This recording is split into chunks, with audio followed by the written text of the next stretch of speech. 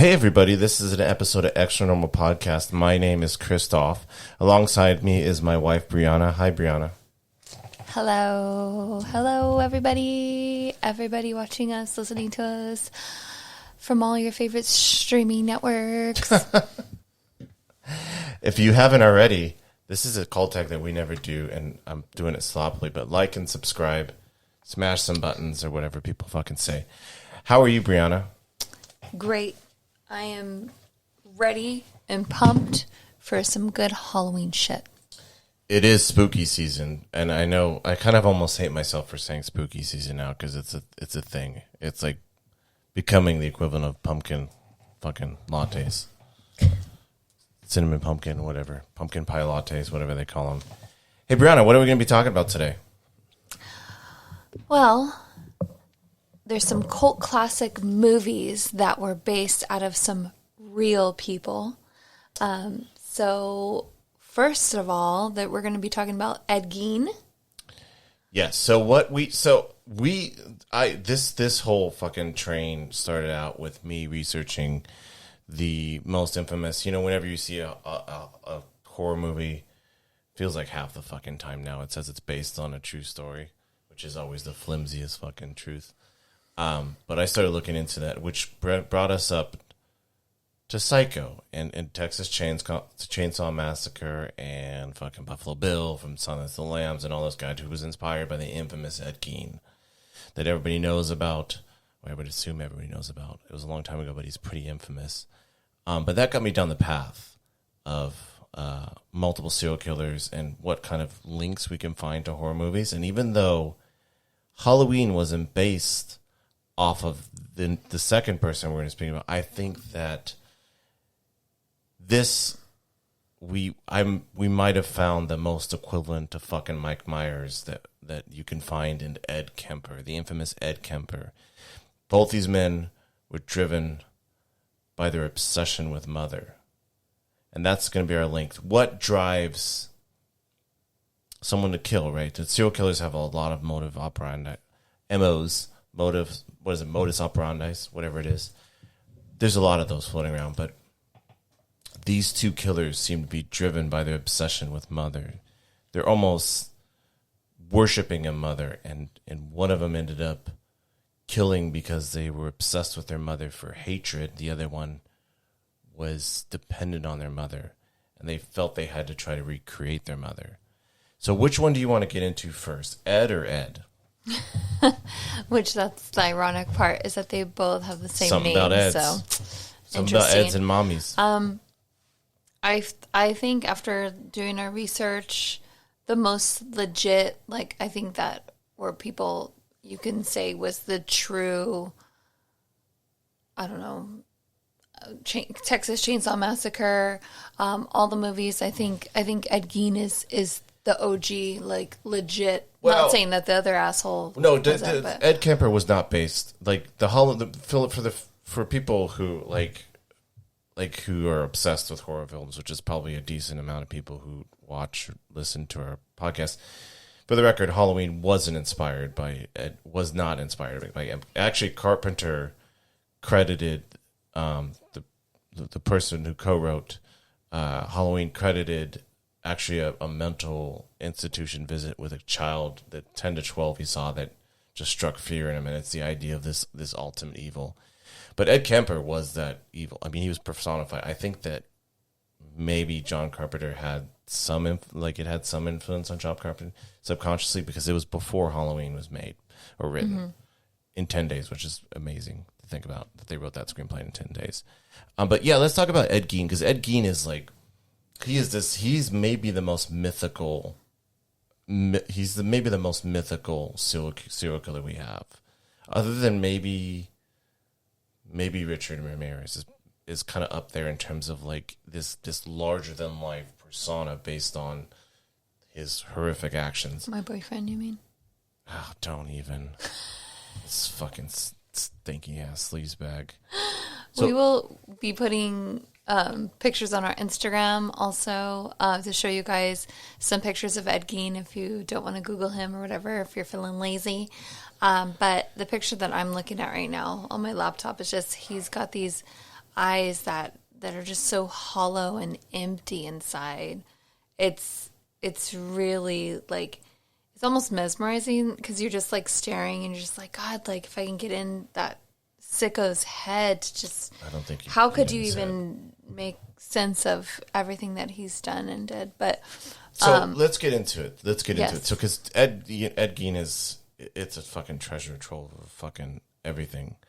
Ed Gein was born actually in La Crosse County, Wisconsin, on August 27th, 1906. So he would have just celebrated birthday. This is a spoiler that he's dead now at this point. Yeah, he would have been, how old would he have been? He would have been. Oh shit! Yeah. Yeah, he would have been. Creepy. Yeah, he lived pretty long. He died in 94. Yeah. So, or sorry, 84. Like 77 he died in or something 84. like that. So. Yeah, he would. So, he would have been 100 and something. Gross. Yeah, but he was born in 1906. The son of George Philip Gein and Augusta, maiden name Wilhelmine, later turned out to be Gein. He had an older brother named Henry, who we'll get into later. So Ed Gein's childhood, right? He grew up in kind of a fucked up home. His father was an alcoholic, which is a recurring thing amongst one of the things that kind of links serial killers is these fucking chaotic, abusive upbringings. His father was an alcoholic store owner, and Augusta, Ed Gein's mother, thought that the beautiful town of La Crosse, Wisconsin, was essentially what we saw a video that someone said that Augusta saw it as like a Sodom and Gomorrah. Now we're talking about La Crosse, Wisconsin. Have you ever heard of La Crosse, Wisconsin? No. Exactly. It's not Vegas, but she was so devout. His mother was a hardcore Christian, and she thought that this town, La Crosse, was far too big for them, and it was far too sinful for them. So they sold up their store that they had in La Crosse that the husband or the father of Ed Gein built up and owned. They sold it to move to Plainsfield. And there they bought a farm and lived there. Well, Ed Gein lived there until his capture, ultimate capture. So yeah, so they lived in they ended up moving to the town of Plainsfield, and that's why he gets the beautiful deemed nickname of the Butcher of Plainsfield, which is very deserved for him. And I mean, when you think about the years of his life, especially early on, if you had like a super overprotective, quote unquote, Christian mother, but think about what they had gone through. Also, like if he's born in what you said, 1906. So like he went through their own pandemic back then, the Spanish flu, which probably isolated him even more from people because he was already so isolated because of his mother isolated. Anytime he would try to bring over. But on top of that, like then you have their pandemic that they went through. So many things that just like even nowadays you could see with we have a child that's 8, like children and people, like they need to be amongst other people, and so. Well, one of the issues was I think that I don't even know if Ed Gein truly felt whatever the ramifications of the Spanish flu at that time were. I don't know if it was similar to what we had. But I don't know if he would have even felt that because he was very shy. He was very awkward. And also, anytime... But that's also because he wasn't socialized. Every time Ed Gein would try to make a friend and try to bring a friend home in this town of, I think, about 800 people, Augusta, his mother... would shut it down. Would say they're evil and they're going to tempt you and all this stuff. She wouldn't allow him to have any kind of socialization. Right. So it amplified his shyness, his awkwardness. He was known to have, apparently when he was in school, which is creepy in retrospect, he would be sitting in a desk amongst all the other kids and he would just start busting up laughing by himself without any kind of explanation. And so he was this very awkward kid. He was seen as growing up, he was seen as an awkward guy.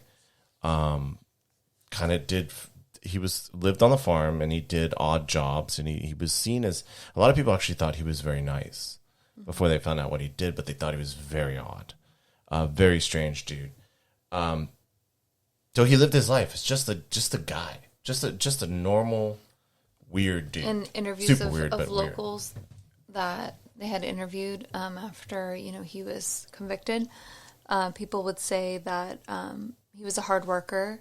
He would do a lot of repairs, like handyman stuff in people's houses. Very friendly. So yeah, it's just it's still hard to wrap your head around.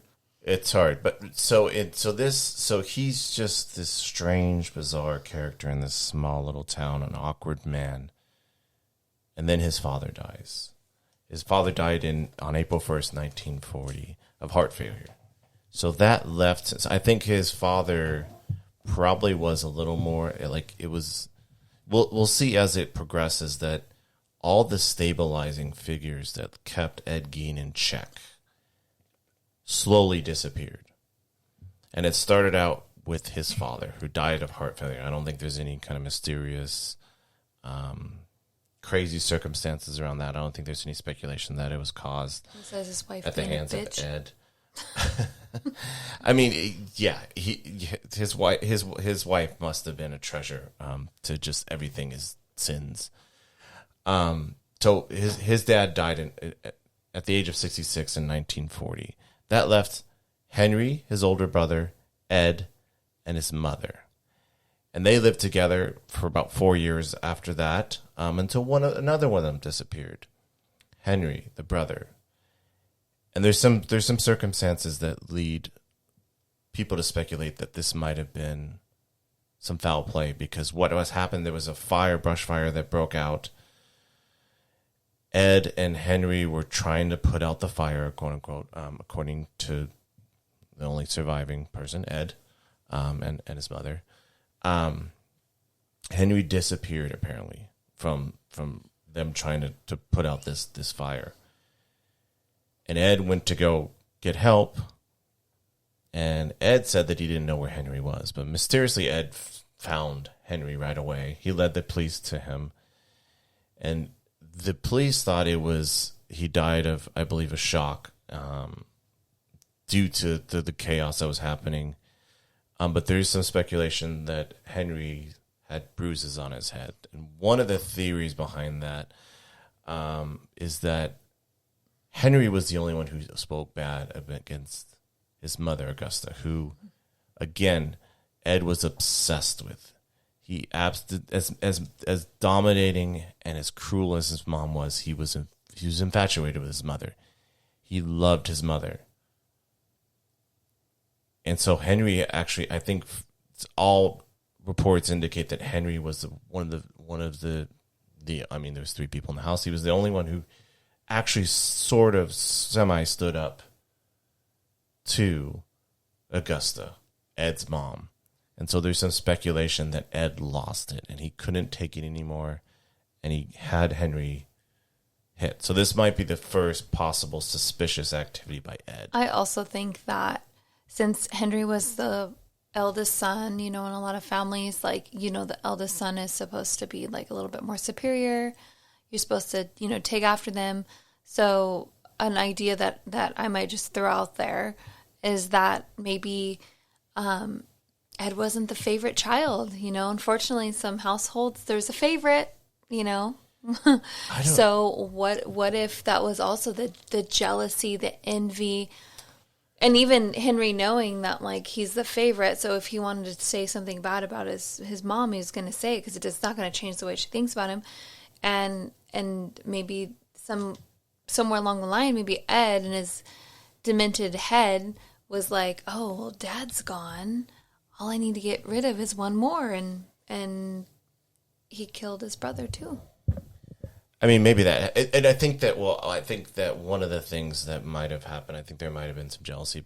I don't know if, I haven't read any reports about the dynamic other than Henry being a little more vocal about his being critical of Augusta's style. But one of the things too Ed might have done was he might have axed out Henry because he wanted mommy to himself. whoever the famous, whoever the favorite son was, he wanted mommy to himself. And so Henry dies of these suspicious circumstances. Ed finally gets his wish. He has mother alone.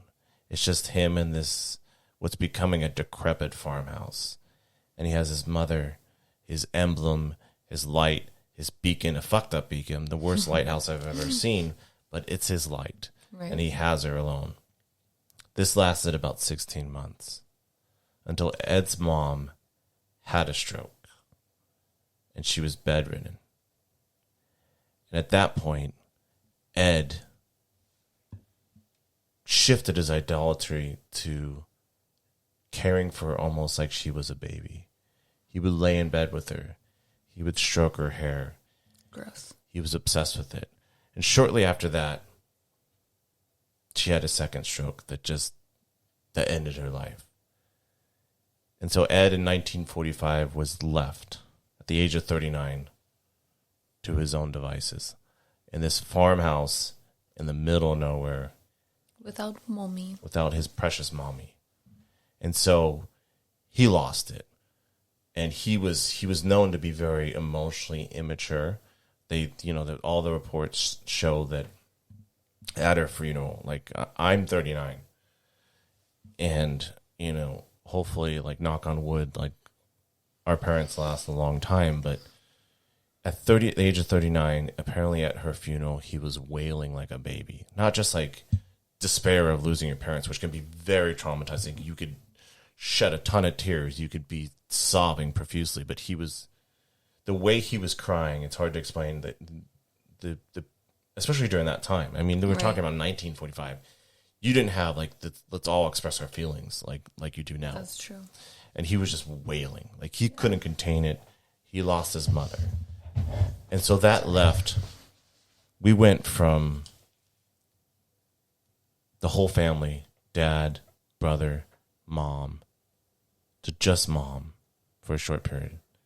Then we are left with Ed alone. There was speculation that he was schizophrenic, or he had some kind of psychosis. Mental. Yeah, he apparently might have saw things that necessarily weren't there.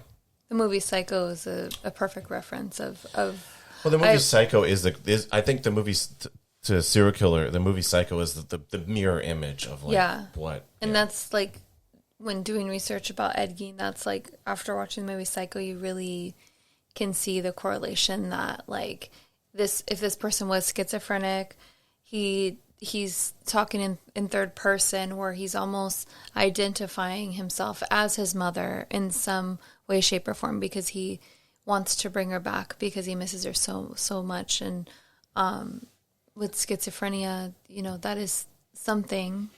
Having that in my family, I know that with my father, that they do. Unfortunately, it's really twisted, but yeah. So I really like the interpretation that Psycho brought out, with Ed Gein, because I think that's a really good analogy.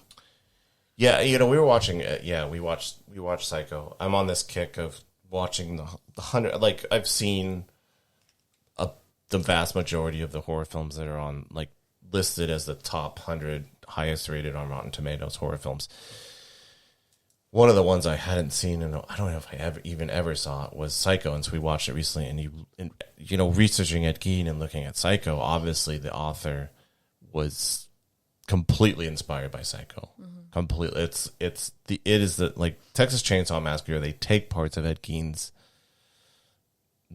like some of the things he did. In the but it's not as accurate. Psycho is just Psycho is just like this. Like I mean, I almost feel like Texas Chainsaw Massacre in a sense is worse because I know we hadn't really got into Ed Gein's first victims, but Texas Chainsaw Massacre is like a whole other level because there's more than one person involved.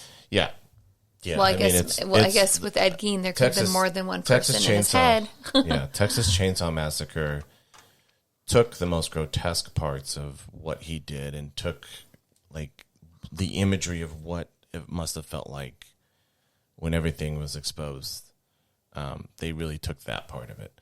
So Ed Gein was left alone, and he was just living his life as just a general handyman.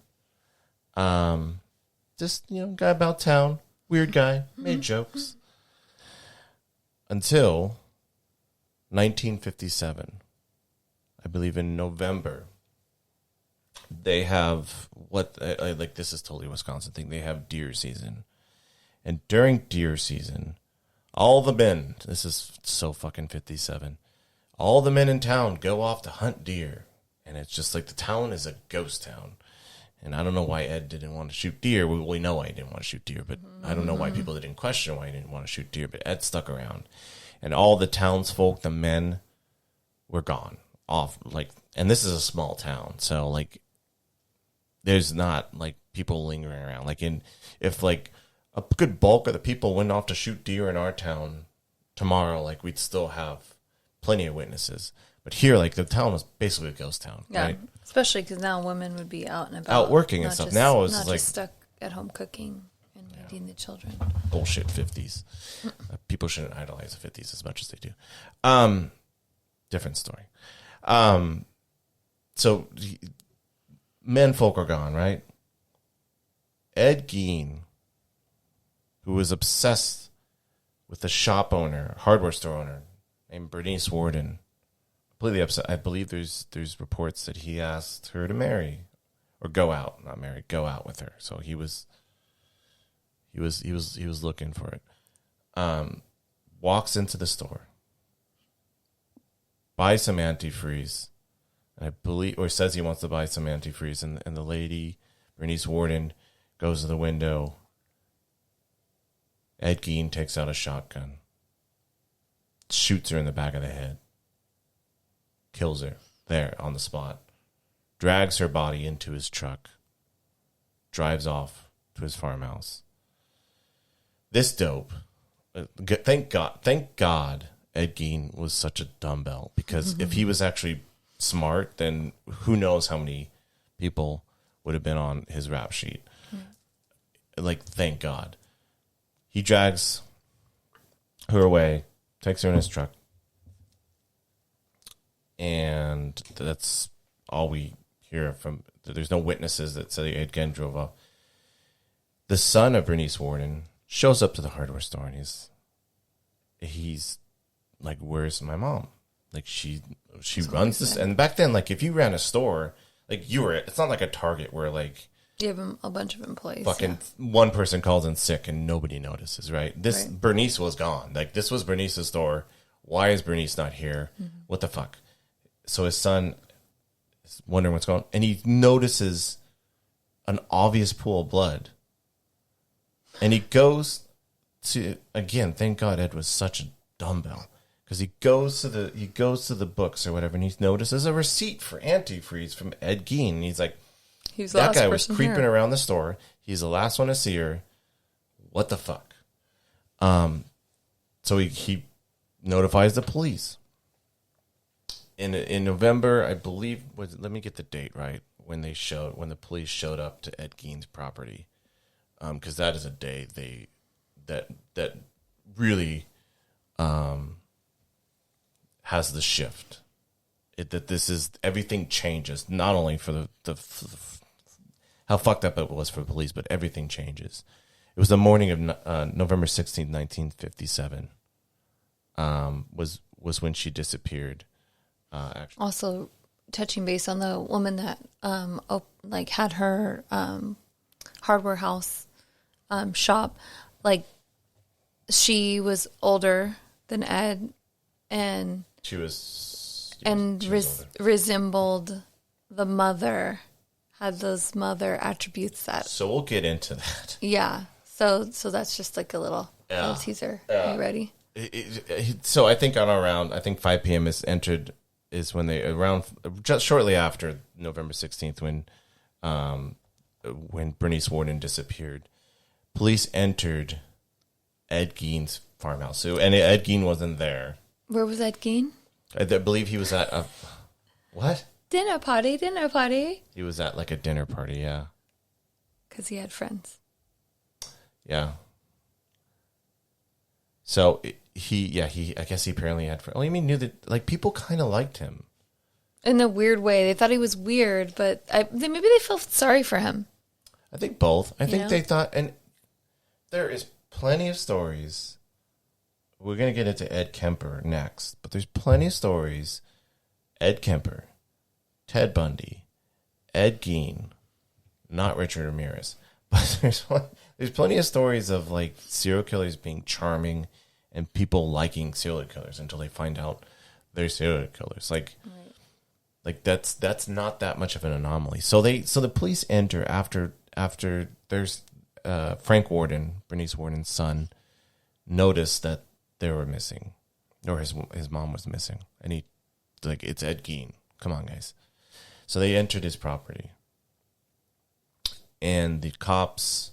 This was at this time. It's amazing to think that any place would not have electricity, but Ed Gein's house did not have electricity. So they walked in, and it was dark. All they had was their flashlight, which is like the perfect like fucking Halloween Didn't they say horror like game. kind of gothic? Like when it was probably how we lit it at night was all candlelit. It was dark. That's all I noticed. It was dark and it was cluttered. It was fucking filthy. And so they're entering this dark house where they can't see anything beyond their flashlights. Their only eyes are through their flashlights. They can't get a full picture when they walk in. So they're stumbling around. One of the officers shines a beam up to a carcass that's floating in the sky. He said, well, that's a deer. That's a skinned deer. And he looks closer. And he realizes it's the decapitated head of decapitated body of Bernice Warden. And then all shit hits the fan. And so the police, I think the reports are the police, and I don't blame them, they run out of the house fucking throwing up, like gagging. They're like, this is fuck. We're talking about 1957 in a small town where Shit like that does not happen. Where like the probably the biggest case they had all fucking decade was Billy drank too much and got in a pickup truck and was like swerving. The locals said before all this happened, they would leave their doors unlocked. Yeah. Yeah. It was just crazy. It was crazy. And so the authorities searched the house. And what they found was horrific. You want to go through the list of what they found? Yeah, let's go through it. So they found whole human bones and fragments. So there was just bones scattered around. They found a wastebasket, so a trash can made out of human skin. They found human skin, the chairs covered in human skin. They found skulls on his bedposts, so he adorned his bedposts with human skulls. Female skulls, some with the top sewn off, and I saw one report, a town folk, because he would make it into bowls, he would make human skull. A town folk came over to Ed's house to have some soup, and she didn't realize until later that this was a human skull that she had her fucking cereal out of. Bowls made from human skull, which you already said. A corset made from a female torso, skin from shoulders to waist. Leggings made from human leg skin. You know what those were for? What? Speaking of mommy. Him to dress up in? Yeah. And also masks made from skin of female heads. He would take this suit and reportedly he would put on a face mask made like a real face mask. A mask made out of a face. And prance around the in his yard pretending to be his mother. Did people see him do that? No. So it was such a big farm. He said that he did it later He admitted that he did it. Oy. A lot of this stuff is he admitted that he did it. They found the stuff and he's like, yeah, this is what I did. And I don't think they had any reason to doubt him because I don't think he was a fame seeker. And I don't think he had anything to lose. Like, he wasn't trying to... Like, he just said, this is what I did. He was very matter of fact. Not in the beginning, though. Yeah, he was. Not in the beginning. No, remember, he was like, silent. He was silent. And then he was like, bring me. Oh, no, that's the complete... He wasn't even... Like, he was just quiet because he was sitting there. He's like, yeah, this happened. Like, I did it. Like, hey, guys. And he said... I want an apple pie. This was just like an old-timey thing. This is actually an old-timey thing. I want a slice of apple pie with a slice of cheese on top. And then I'll tell you everything. He wanted to have his dessert first, and he's like, I'm going to tell you. Because I think at that point he realized that his time was up. Like, that he was, like, there was no way he's going to get out. They were in his farm. Like, there's no way you're going to get out of this. So they also found, they found Bernice's head in a burlap sack, her heart in a plastic bag. Then they found another thing. They found the severed head, or the skull of Mary Hogan. Now, who's Mary Hogan? Wait, did they find her skull, or wasn't it her skin they made a mask out of? They found both. So they found her skull in a box. They found her skin in a bag. They found her face mask in a bag. Now, who's Mary Hogan? Right? We know who Bernice Worden is. Mary Hogan was a bar owner who disappeared 3 years prior to 1957. One of the people who frequented that bar was a man by the name of Ed Gein. Now, Mary Hogan was a bizarre case because Bernice Worden seems, you alluded to it, but Bernice Worden seemed to be the picture of his mother, right? I don't think she was as strict or whatever, but she reminded him of his mother. Mary Hogan wasn't as much, right? She had a foul mouth. Like, she was kind of like she was in the picture of Augusta. Like, she would curse. Yeah. And she was a bar owner. Yeah. And she was tough. Wore the pants. And all that stuff. So that's a little bizarre why he chose her. But yeah, they found her. So they're like, well, he did this. So investigators sit Ed Gein down and they ask him, why did you do this? What's going on? Like, we found 2 victims. And you need to tell us. And so that's when he asks for the slice of apple pie and a slice of cheese on top. And he sits there and he eats, and the investors are waiting. As he calmly and coolly and collectedly eats his slice of pie, and then he says, I'll tell you everything. And he admits to the murders of Bernice Worden, the murder of Bernice Worden. He admits to the murder of Mary Hogan. And investigators say, okay, well, now tell us about everyone else, because we found endless amounts of horrifying things in your house. Mm-hmm. Where are the other victims? And he proceeds to tell the investigators that there's no other living victims. He only committed 2 murders. And the investigators they're just baffled. They're like, well, what? I don't understand. Like, there's all these skulls and you have a target set of fucking skull bolts. Like, what is going on? And he tells them the tale of him slowly. This is part of him going into madness after. Let's see when the dates are. After his mother died, from 1947 to 1952, Ed Gein admitted to doing 40 nocturnal visits to 3 local graveyards. So he did 40 visits to 3 local, and he dug up graves. He would wait to get the paper, the obituary, see when they were freshly buried, because apparently you should get into that too, about his mother, why he never got his mother's body. So one of the things he would look for is when he read these obituaries, it was like his favorite candy bar. That's a bad analogy, I'm sorry. One of his favorite things, types of individuals deceased he would dig up, was people who reminded him of his mother. And the ultimate person who reminded him of his mother was his mother. And after she passed away, he made plans in his head to exhume her body. But he couldn't. Because apparently the sand and because of the sand sinks, to preserve the grave, they make extra cement coffins or whatever. So long story short, he couldn't. He wanted to exhume his mother, which is what you probably tried. Psycho, the movie Psycho. I mean, spoiler alert if you haven't seen it. Sorry, but one of the key scenes in Psycho is when the corpse of the mother is discovered in the rocking chair, and there's this shocking. He wanted to do that, and in fact, he actually set up.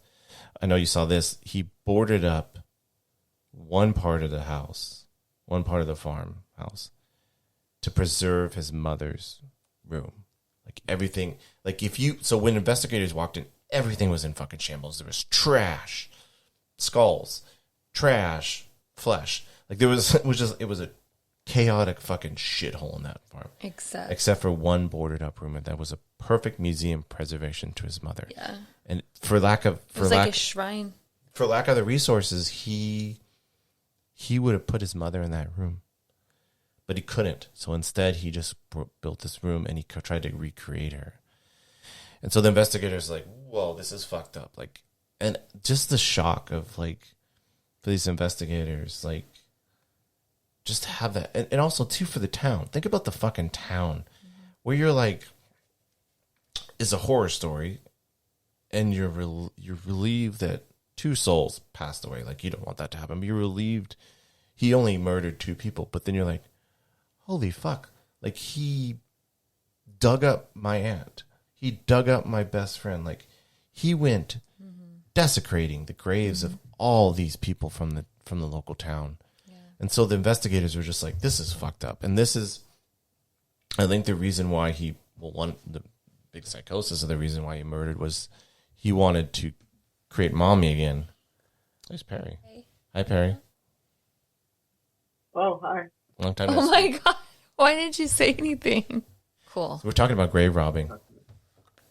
Yeah, I was here. I was listening to Okay, can I be morbid for just a second? Oh, as opposed to the rest of the podcast where we talked about bowls I mean, made this out is of not human like skulls. this is not like Let's get morbid for a second. not like that morbid, but we just recently were hanging out in a cemetery. You know, just a normal date day for us. I found this really cool cemetery in Pomona, and my old stomping ground, and like it was pretty cool because a lot of the graves are old, like 1800s and stuff. They're very old. And I can't help to, as we're talking about Ed Gein, like I can't help to wonder, like I wouldn't because it's completely disrespectful, but I would just be so curious to dig up one of those graves just to see, like, I love those old vintage coffins. Those are vintage bodies. I want to see, those old school bodies. I want to see what they were wearing when they were this is where my mind goes. I just want to treat a graveyard like a fashion show. Yeah, I literally want to see the vintage, like Go to fucking wood coffin box. Okay. And are the guys wearing top hats? Are the females wearing veils? Like, how was their hairstyled? Like, why don't you just go to a vintage store? No. Why? I'm just. Did you see that video, Perry? About. You should look at this video. There's a video of apparently in a graveyard. There was human hair sticking out. Is this real? Yeah, I gotta stop. Like what? God. It like pushing up daisies. What they say? Like the body started to come up. So there was something with the like when we went to the cemetery, there was like squishiness. The sand is so like when we were walking that and that sand, honey.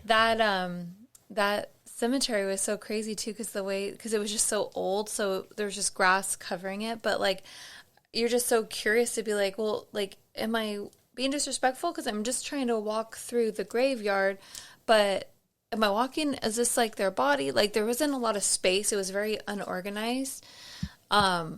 But yeah, as we're walking, it was just like super like squishy, muddy. Yeah, it was gross. I kept looking for like, I don't know, like a skeleton finger to be like like sticking up like a thumbs up. Like corpse bride. Sticking out of grave. Hair sticking out of grave. Like this. Just California man claims to have discovered human hair poking out of a 100-year-old grave. No way. See, I would fucking love to see that shit. I don't know if I can add it. But yeah, I saw it online. On the online creeps. Perry, can I ask you a personal question? Oh my God. I'm asking for a friend. Do you think that it's disrespectful to have sex in a cemetery? Asking for a friend. I don't even know how to answer that. Okay, here's another question for you then. Would you have sex in a cemetery? No. Why?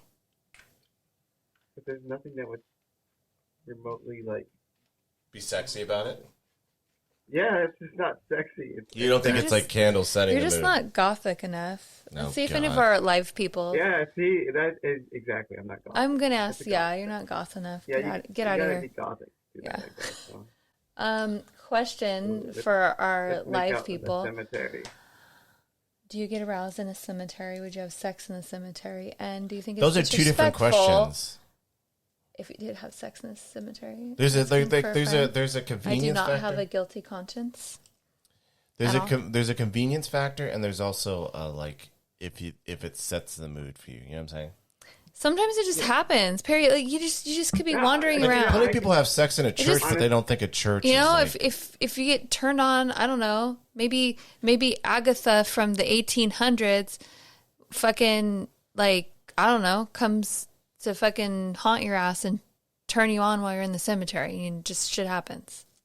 you know Agatha. Maybe if you're drunk. There's a Agatha. lot of like Not so fun old names. Old timey Agatha had a great ass. Was there an Agatha? Let's see, what names were there? There was an Agatha. Come on, there's No, there's I'm an saying Agatha when we in were every when we cemetery. went. No, I'm saying, but when we were there, There's an Esther There was and an Agatha in every Esther. single cemetery. there was an Esther. Was there an Esther? There you go. Yeah. So Perry, what we're talking about Ed Gein. Do you know anything about Ed Gein? Yeah, that guy's he's a weirdo. Oh my God, Perry. Well, What are I you mean, rattling yeah, around it's over a- there? No, I dropped my light. Like my whole setup really messed up right now. Like everything. I like your shirt though. What I could see of it. Perfect. Anyways. Perfect. I'm gonna read comments. You're really ready for the spooky season. Ed Gein, yeah. Oh, yeah. You got it ready. Do you know he was creepy, right?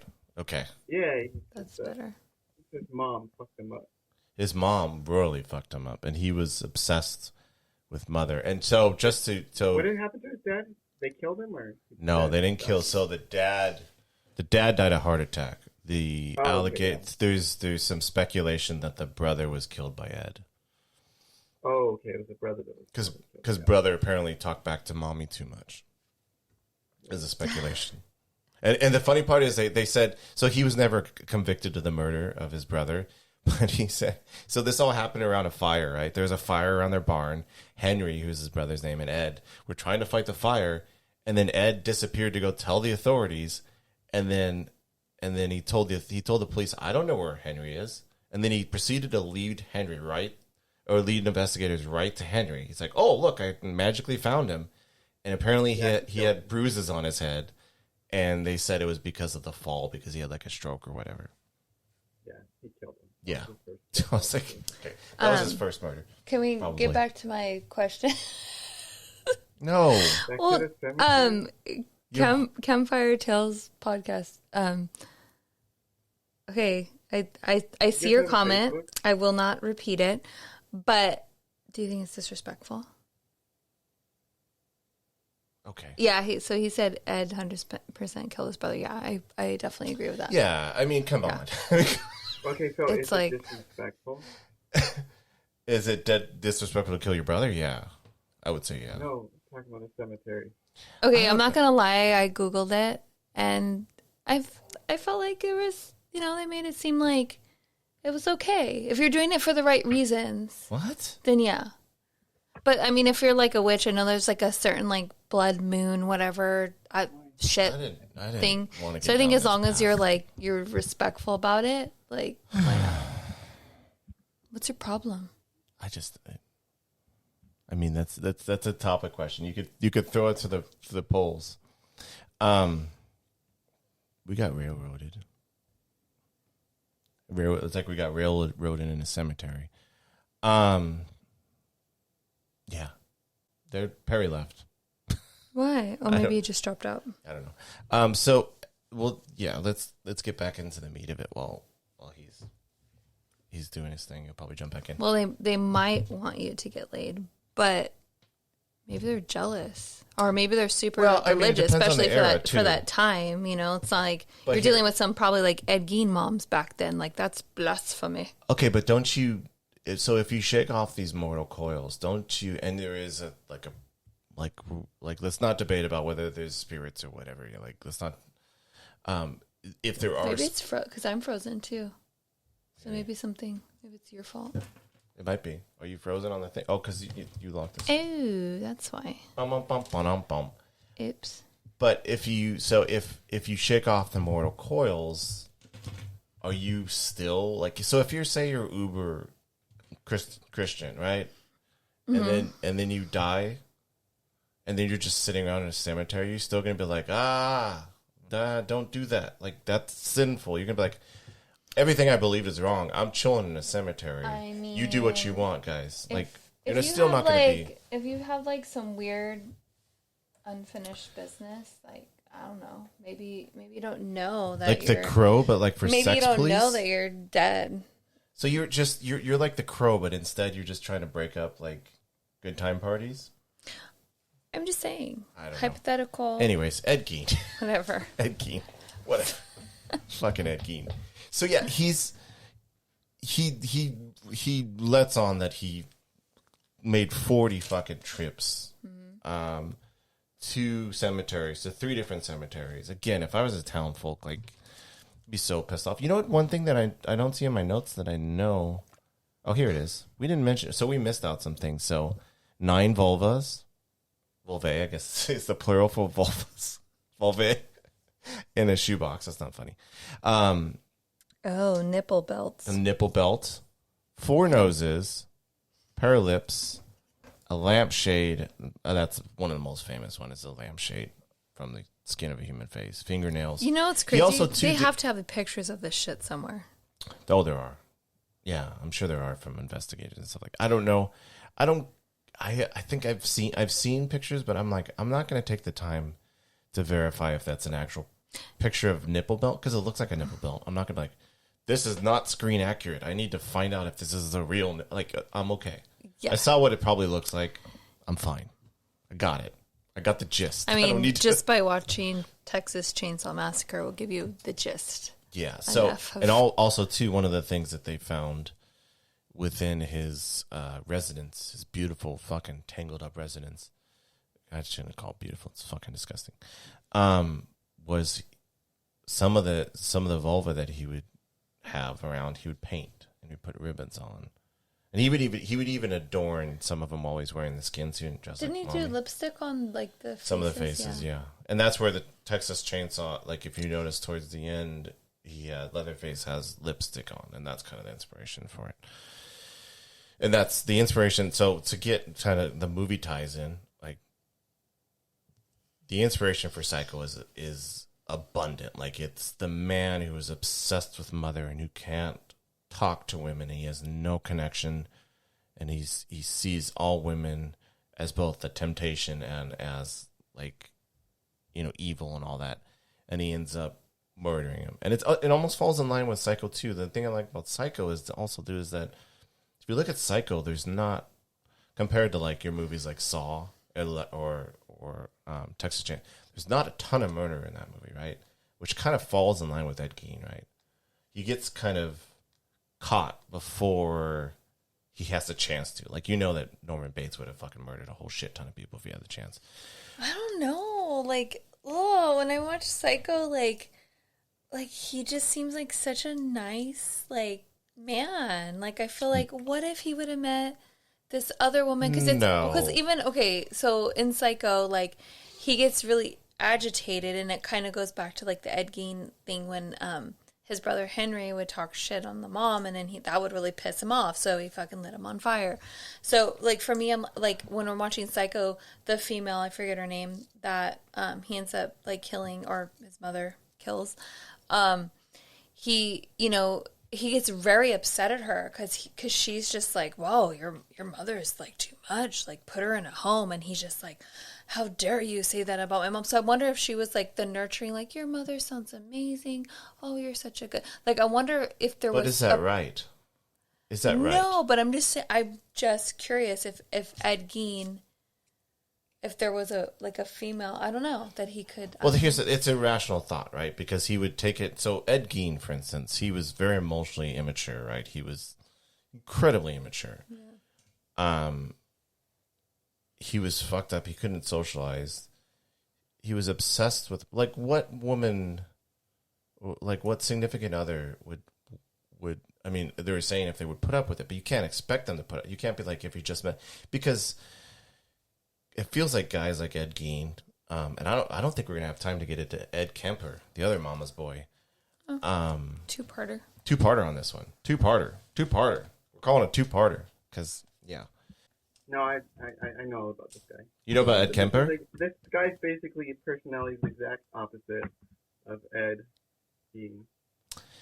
It's Well, not exact He's opposite, very but intelligent. That's well, here's the thing. opposite. Ed Kemper actually I think as much as Ed Gein gets the focus of like so much mythos with his fucking serial obsession culture, whatever.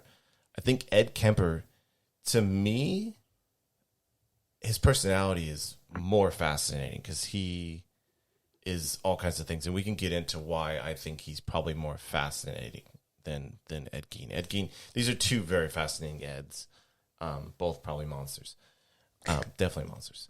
But Ed Gein, to kind of put a ribbon on this, like not on the vulvas, but put a ribbon on this story. Is Ed Gein confesses to all these crimes. He's actually put into a medical facility because he's deemed to be not a fit mind to stand trial. He doesn't stand trial till I think the 60s, where he's convicted of one count of murder, right? Ed Gein, the inspiration behind Psycho, the inspiration behind Texas Chainsaw Massacre, the inspiration behind Buffalo Bill of Silence of the Lamb, and the correlation between Buffalo Bill is because Buffalo Bill was trying to build a human suit. And that's where they get that. That's the whole inspiration thing. This man who inspired all kinds of like serial killer culture, and he's one of the most famous out there, was only convicted on one count of murder. He clearly committed two. He committed two, but he was only sentenced on one count of murder. Mary Hogan, he was not committed for Mary Hogan. Wow. So That's Bernice bullshit. Warden is the only one he was. That's a bunch of bullshit. I mean, yeah, you would think. Yeah, when you find, I would say, a good reason for convicting someone of murder is when you find the victim's head in a bag in the perpetrator's house. I think that would be good grounds for conviction. But I don't know. I'm not a legal expert. I don't know. When you find a face mask, I think because he pleaded insanity, that's where it kind of all got swept away. And then when he was in the institution, right? What didn't they say? He was like friendly. He obeyed the rules. Never acted out. So I think that there was a lot of like, in a weird way, I don't know how, but a lot of like empathy for him.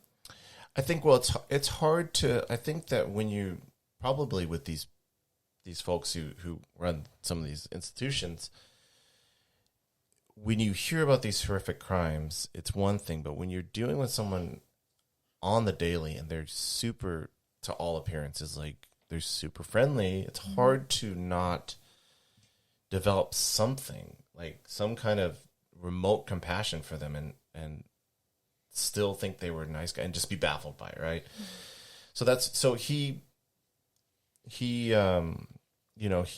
was sentenced to murder. He lived his life until what we said 1984, when he was about 77. He passed away of natural causes. 2 years after we were born.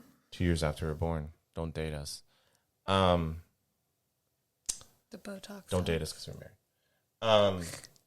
But that's Ed Gein, right? And so a lot of people wonder what happened to this house, right?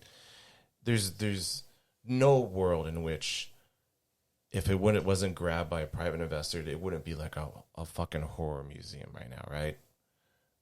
They would be all over. Like there would be tours and all that stuff. There's people coming into town because this was like one of the first big fucking nationally kind of broadcast murders trials. You know, there was H.H. Holmes was very popular or very prolific and very very very well known, but this was like the first like serial culture obsession type of thing, what they deem wounded culture apparently. But so he, you know, it was all over. There was people visiting, so they were going to auction off the house, right? Mm-hmm. And right before it went for sale, the house mysteriously burned down. You know that was the locals, because the locals were already complaining that, Oh, if I were the locals, they were very. It's like you with fucking Buena Park. Okay, time out, Perry. What? Perry. What? Oh my god. Perry. I'm not going to burn down Perry, Buena Park. I need Buena to ask you an I important love question. Buena Park. Oh, I love you're Buena Park not too. another one, are you? I love it. BP. Are you serious? BP. We gotta wear a BP rec shirt. Stop. Like Chris gets like he gets like defensive when I'm like, because you judge it. Because I'm like, Buena Park is fucking ghetto. The only thing good that's here part is of its Knott's beauty. Berry Farm, and that's ghetto as fuck too. But you know, I it has love it has its charm. Where else do you have? Because it's Knott's Berry Farm nostalgic. is like, it's almost as famous as Disneyland. Fuck how many you. times have you seen them at OC Hood? Disneyland's way better. Anyways, Oh yeah, Come on. Oh, really going out on a limb come on. saying Disneyland's Like, see, better. look at Perry. You're like him. You're defending Buena Park. Why? I like here's I the come reason from why- fucking Chino. I'm not going to offend. It was ghetto as fuck. Here's the reason why I like Buena Park. I don't know how we got on this subject, but Buena Park, I like how fucking weird it is. Right? It's like you have medieval times, and it's kind of like you have an amusement park like that's like Silverado days. sort of like Disneyland, but you can like see like the fucking trash bins. You can see trash bags. Like it's almost charming. It's fucking charming in how oddball Yeah, Buena Park I remember is. Chris was super excited to take me to Silverado days. I was. And I was mortified. Nobody knows about Silverado days. By the way. Nobody needs to. Hey, this weekend, or next Don't. weekend. You don't need to know. Okay. No. Anyways, I got a story about Silverado days. I'm sure you do. Oh yeah, that's right. Perry got arrested for. Oh, Oh my God. Fucking Buena Park people. Fucking I Buena Forgot Park about that. people. so Yeah. so the house. So anyways, mysteriously but fucking burned down. wait, but why I was If you segueing say Buena Park one more time, to that, it's like these people from this small town were very prideful. Nothing like that ever happened. Like they wanted to still be able to be like, yeah, I'm from here because it's great. Like you are from Buena Park. No, and I it's don't- Great.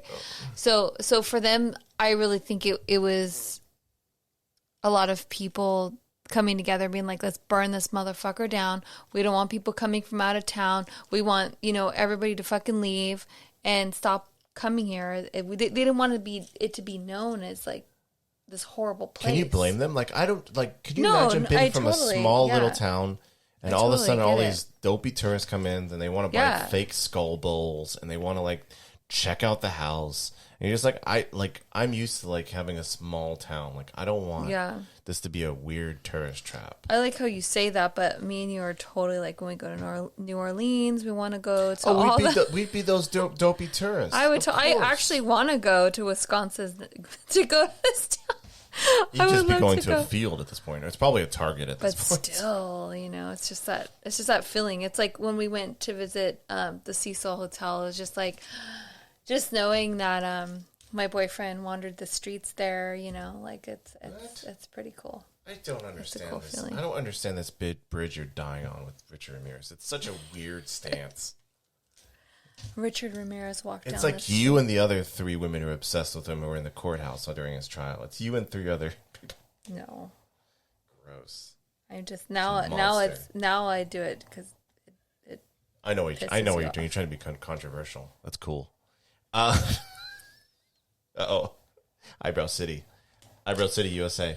So yeah, what lays of Ed Gein's legacy is obviously he didn't have any kids, right? There's no children. Like my dad was a serial killer, like BTK, people writing books or anything like that. His family completely gone by the time he was even arrested. He was all alone. Question though, for them to don't touch me, don't touch my pencil. He's trying to take my pencil away. Just because it's like this. Yeah, it sounds cool. It sounds good. You've lost your pencil privileges. What about okay, Okay. this is just a possibility. Don't say he's still alive that he faked his... No, His heart no. attack. That would be cool though. Not cool, but Why would that weird. be?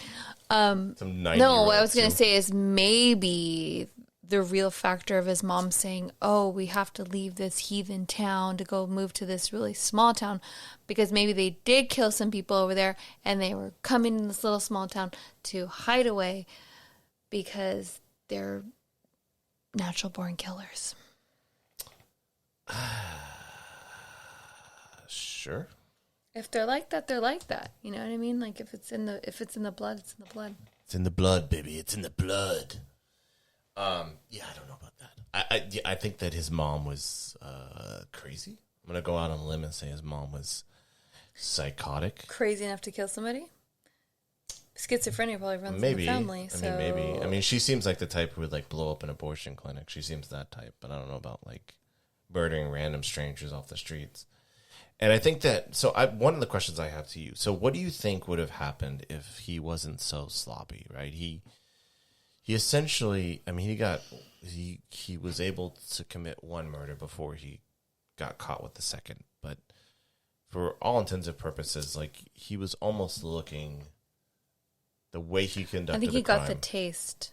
I think he got the taste of the killing, the fresh blood, and I think that he would have continued to kill people for sure. That was my question. So you think he would have I think he would have probably continued on too. I don't think they would have been one and done.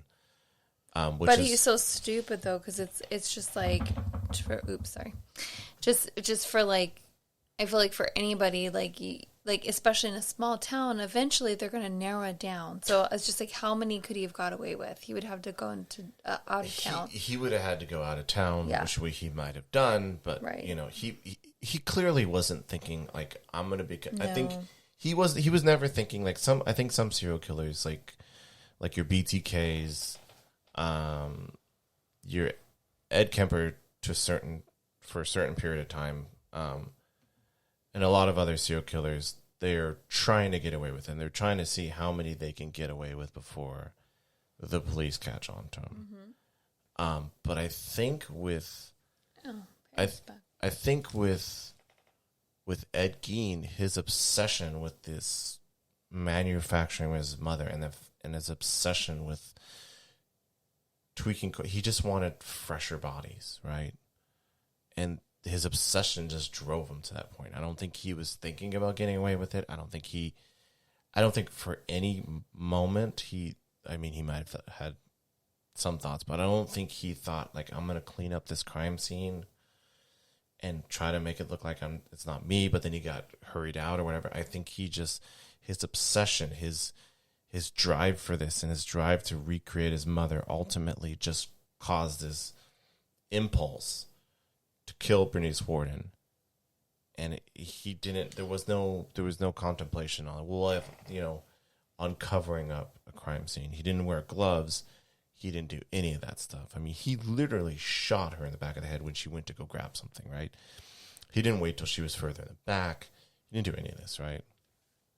So, I think Ed would have got caught quick, no matter. Even if he somehow got away with the Bernice Worden, I agree, thing, because he was driven by obsession without an instinct for carrying on. Like he just was this was his drive, and he was gonna be stopped. He was working off a weird childlike impulses to recreate mommy. So that's the story of dearest. Mommy dearest. Anyways, well, this has been an episode of ExtraNormal Podcast. I'm your host, Brianna Kaye. I'm your co-host, Brianna Kaye, too. No, this is the guy that occasionally joins. And this is Perry, absentee dad parent of the podcast. This has been an episode of ExtraNormal Podcast. My name is Christoph. Alongside me is Brianna. On the other side of the county is Perry. Buena Park. You can find us. Make sure you BP Buena Park in the flesh. You can make sure you, if you're watching this on YouTube, make sure you like and subscribe. Hit that like button if you like. If you're listening to this on audio, make sure you like and subscribe there too. Give us good ratings. If you don't like us, don't give us bad ratings because that hurts our feelings. And we're just trying to do our thing. We're just trying to have a good time. Please don't hurt our feelings. If you want to follow some of the pictures we'll probably be posting in the aftermath, you can find us on Instagram at ExtraNormal Podcast. Find us on Twitter at ExtraNormalP. If you have feelings about having sex in a graveyard, extranormalpodcast@gmail.com. Brianna's going to read those emails. I'm not going to. And thank you I want to know. for listening.